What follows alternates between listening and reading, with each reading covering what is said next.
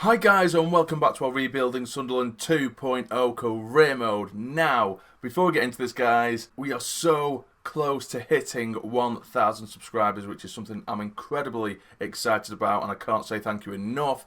But if you are enjoying this series and you're following this series regularly and you're not subscribed already, please do. It would be massively appreciated and it'll help me massively achieve my goal of 1,000 subscribers. So again, thank you guys for your support. But on to the episode. In this episode, we do have West Ham. We're going to start with West Ham, but we are going to simulate it. And then we are going to be playing the two games. We're going to be playing against Chelsea and against Manchester City, which are going to be two massive tests. Probably the biggest tests we've had so far in this series, followed by two more simulated games against Stoke and Everton. I did originally want to kind of do 1 month per episode now that we're in the Premier League, but I suppose because we've been knocked out of the League Cup, some months are pretty bare. For example, October, as you can see, there's only 3 games, which would be a tiny episode really. So I'm going to try and stick with the playing 2 games and simulating 3, which is something we agreed to at the beginning of the season.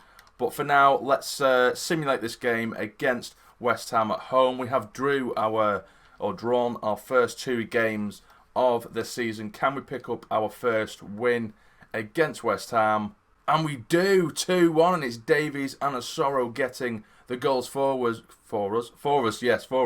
which is absolutely fantastic. Oh, and also, guys, the episode ended just before the transfer window deadline day, which I've obviously just skipped through before recording. And I must tell you that we had a ton of offers, all for players that I don't want to sell, and none of us have agreed to sell, so obviously I didn't go for it. But now at least we know that if we wanted to make a little bit of money, we could make a ton. Honestly, guys, we had offers between 10 to 15 million for Kalaika, who's one of our best centre-backs, so obviously I don't want to sell him. Cucurella, one of our favourite players at the minute, Cucurella, the left-back, there was offers of 11, 12 million for him. Montiel, the right-back, had about, I think it was 7 or 8 million for him. Tyler Adams, who I really like, I think there were only offers of 5 or 6 million, but the offers were still there. So, you know, in a season or two, once we really get used to who we're not really playing and who we are playing, we will be able to make quite a bit of money, and that's when it comes through. And it comes good that we did buy just sort of cheap youth players. But as for right now, we are going to be taking on Chelsea. Let's have a quick look at the league table. And as you can see, Chelsea are currently second. They have won 3 out of their first 3 games. We're 8th, obviously winning 1, drawing 2. We're still unbeaten, which is very good indeed. And Manchester City are leading the pack at the moment. So let's go to the Stadium of Light and take on Chelsea. And here we are, guys. It is a sunny day at the Stadium of Light welcoming Chelsea. We are using a pretty much unchanged squad from the first couple of Premier League games, apart from one. I brought Davies off, who was playing on the right wing, and I put Sancho there because he did have a very good game against Newcastle when he did come on and he got his last gasp equaliser, which was an incredible goal, so I think he deserves himself a start in the league. Oh, this is lovely stuff. First time, and it's a good save there by Caballero. Get into him. Morata's trying to do it all himself here, but he has passed it on to Willian, the little Brazilian magician. They've got on each other's way, and now can we counter with Sancho? He loves a counter-attack, this man, as he did in the last episode. It's still Sancho. Holds up the play. Lovely. Well played there by Sancho. Oh, he nearly gets Brereton through. It's blocked. Go on, get there first. He has. It is Brereton. Get it across goal, mate. He has done. Just over the head of Sessegnon. Very little chances for either side in this game. Morata seems really lonely up top for Chelsea. They're pinging the balls up to him, but they're not really making anything of it. They'll give it to him, and no one's giving him any kind of help, and it's making it quite easy for our defence to deal with. Oh, it's a good chance now for Chelsea. Get it away. What is Montiel doing there? And it's gone in. What on earth was Montiel doing there? I can't believe that. And the man who I was saying looks like he's not really showing much danger. He's just got himself a goal against us. That was ridiculous. I want to have a look back at that replay. It was blocked originally by Montiel. I've gone to pass it away, and he's done the animation to pass the ball, but hasn't actually touched it at all when it was right next to him. And Morata makes the most of it and lashes it across goal, and that's how deadly they can be. And we're really undeservedly a goal behind. That is Chelsea's first chance of the game. Oh, that's lovely stuff now, and it's Foden straight at Caballero. Well in Billing, holding off Morata's challenge, and it is Adams. Help him out, give it back to Billing. He has done. Help him out. He tries to get Brereton in. It's blocked. It's as close as we're getting. We're not getting any kind of clear-cut chances at all. And Tyler Adams has been injured. What a nightmare for us. I'm going to have to put a bit more of an attacking player, I think, on the pitch. I'll bring Gomez on. In fact, no, sorry. Yeah, I'll bring Gomez on.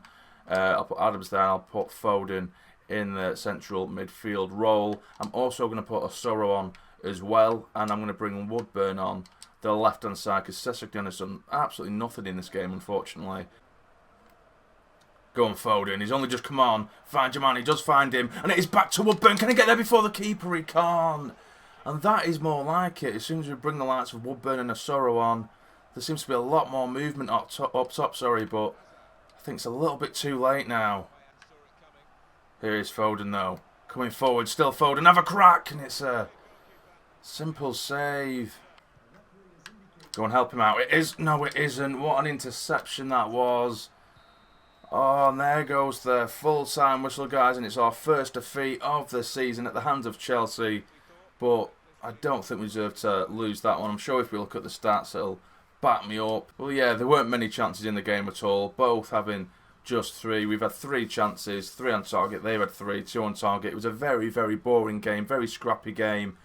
But Chelsea have just edged the win. But remember, guys, this is exactly what we wanted. This is exactly why we did the sliders. So then there's a lot more realistic results popping up, and I'm not just beating teams like Chelsea and City and United and stuff like that at the first time of asking in the Premier League. Obviously, it could happen. It could potentially happen.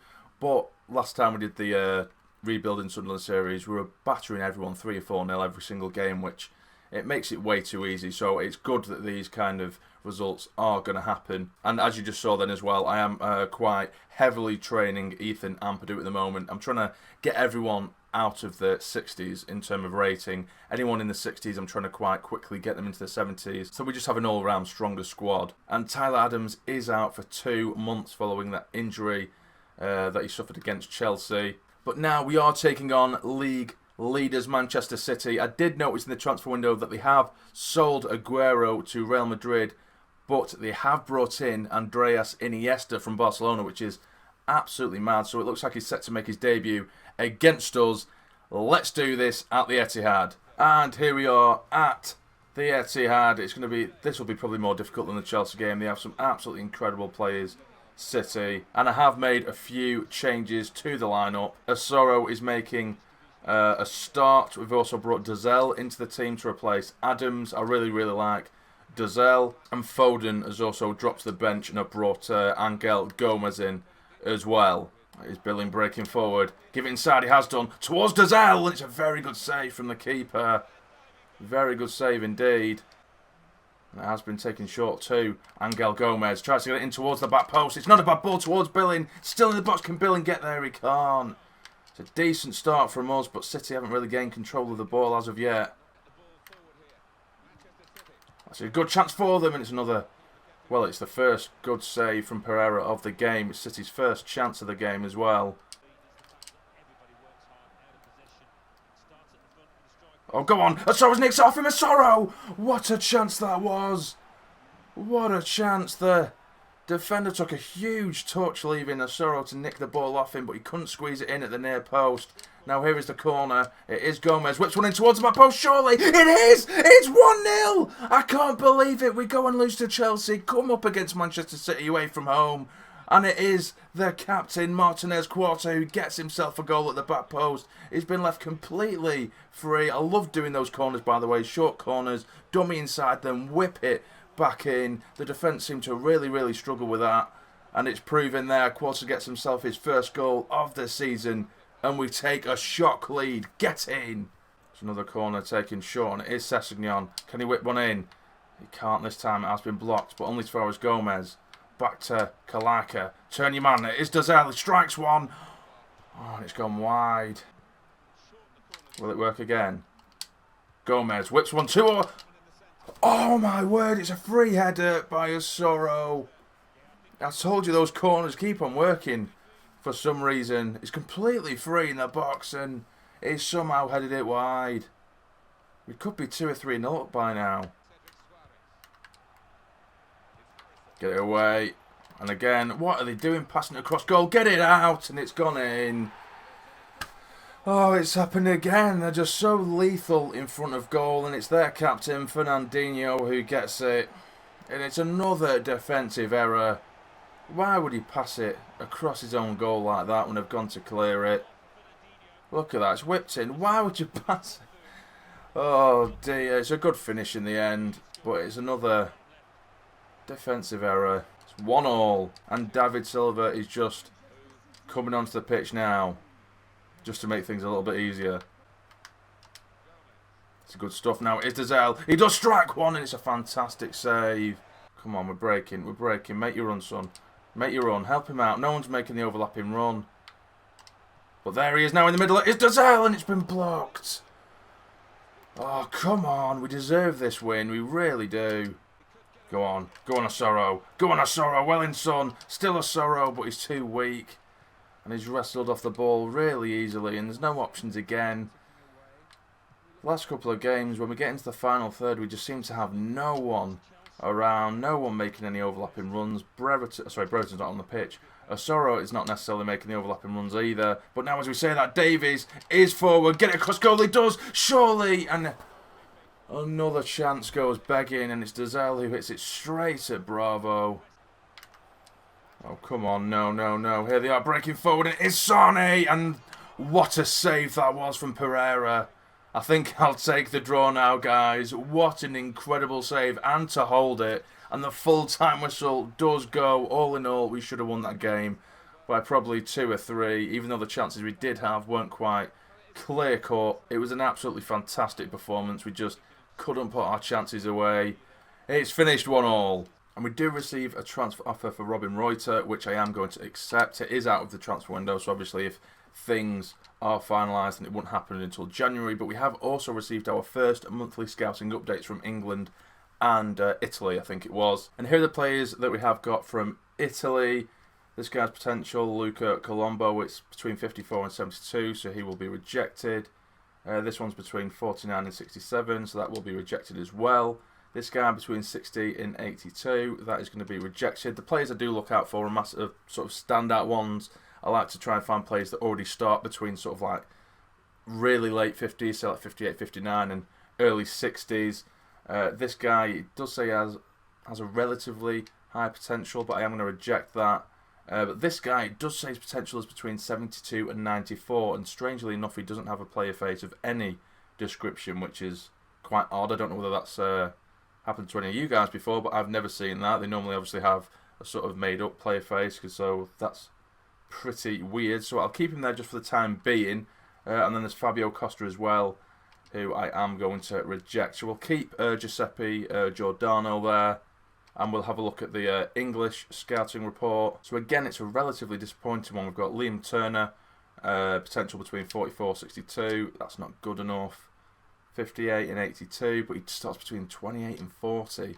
Again, that's quite poor. That's another one that is poor. Between 41 and 57. I'm going to get rid of that one as well. But this guy, Ethan Cook, it does say he has a high potential, but his starting overall rating looks like it's going to be very, very low. I'll leave him there just in case something changes. This guy, no, don't want him.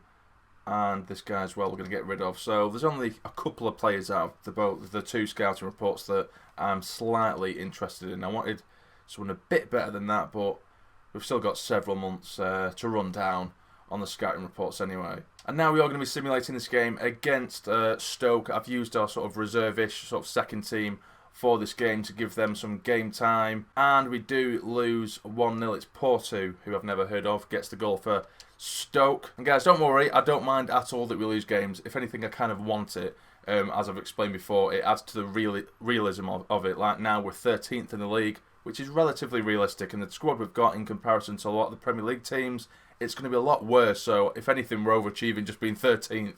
So I'm quite happy with how realistic it feels. And there is confirmation that Reuter has been sold, which is good. Now we've got the goalkeepers off the books, and we only have Simone and Pereira, two very good goalkeepers indeed. But now we're going to simulate this last game of the episode against Everton. I've put off our first team to go up against Everton in this one. And we lose 3-1. Brereton does get us a consolation goal, but Dowell and Walcott get the goals for Everton. So this is how the league stands at the end of this episode. We have Chelsea top of the league, 2 points clear ahead of Manchester City. Liverpool and Everton also making up the Champions League spots, with Leicester in 5th. We are currently 15th, just a point ahead of Arsenal. Is that right? Yeah, we're ahead of Arsenal, who... The big teams in the Premier League on career mode, they always seem to do really bad for a good chunk of the season, and then they always appear in the top 4 or 5. I don't know how it works. The amount of times I've seen the likes of City and Liverpool and Arsenal sit in the relegation zone, and then as soon as it's February, they're all of a sudden first and second. But anyway, yeah, we've got Newcastle sitting just above the relegation zone as well, with Crystal Palace, Wolves and Brighton actually occupying those relegation places. So before we do go, guys... if there's any kind of formations or anything like that you'd like me to try, let me know in the comments and stuff like that. We're playing quite well against teams when I am playing. I'm quite enjoying that. We're defending quite well, apart from the odd error, but it's normally just a pass that goes to the wrong play roll. When I'm trying to clear it, they'll pass it straight to the opposition. There's not too much we can do about that. Attacking-wise, we're getting limited quite badly to long shots, which is something I don't really want. A lot of our goals are coming from crosses or corners, or the odd long shot here and there. If there's any kind of formation or tactic that you think would be quite good to combat that, let me know in the comments. I do have the left winger, right winger, and the striker as well set to running behind, which they haven't really been doing too often. I'd like to get the likes of Sessegnon and Davies and stuff like that more involved, because they just seem to be pretty static on the wings. When I'm coming inside and I want them to be making an overlapping run, they're just very static. They kind of stand still and they're not really moving. So maybe more attacking formation, even if it does leave us a little bit more vulnerable at the back. A more attacking formation might be the way to go. But, like I said, this is where we're going to end the episode, guys. If you have enjoyed it, please smash that like button for me. It would be massively appreciated. And subscribe to the channel if you're not already, to become a fully fledged member of the Sarni Army. And do not forget to hit that notification bell. The channel's Instagram is in the description below, so be sure to follow that for early updates on upcoming content. But for now, you take care and stay jammy.